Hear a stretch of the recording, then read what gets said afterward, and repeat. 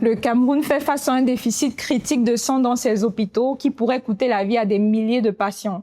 L'alerte a été lancée par le Centre national de transfusion sanguine. Voici ce qu'il faut savoir. Le 7 avril 2026, lors d'une conférence de presse tenue à Yaoundé, la directrice générale du CNTS, le professeur Dora Bagna, a dressé un constat sans appel. Le Cameroun a besoin de 400 000 poches de sang par an, mais à peine la moitié est collectée.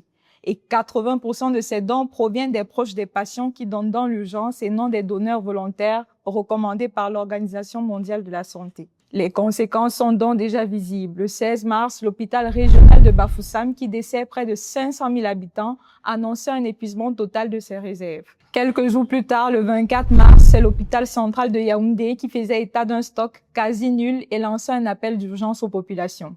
Résultat, les blocs opératoires sont à l'arrêt, des interventions chirurgicales vitales sont reportées et des familles doivent parcourir jusqu'à 200 km pour espérer trouver une prise en charge ailleurs. Le système transfusionnel camerounais souffre de failles structurelles profondes. Il n'existe pas de véritable stratégie nationale de collecte. La coordination entre les banques de sang est quasi inexistante et produire une seule poche peut coûter jusqu'à 60 000 francs CFA, un montant souvent répercuté sur des patients déjà vulnérables.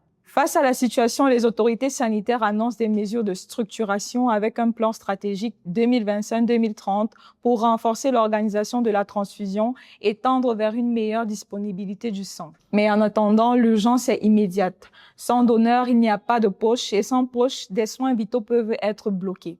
Pensez-vous que ce plan suffira à éviter de nouvelles crises dans nos hôpitaux? Dites-nous en commentaire et abonnez-vous pour ne rien manquer de l'actualité.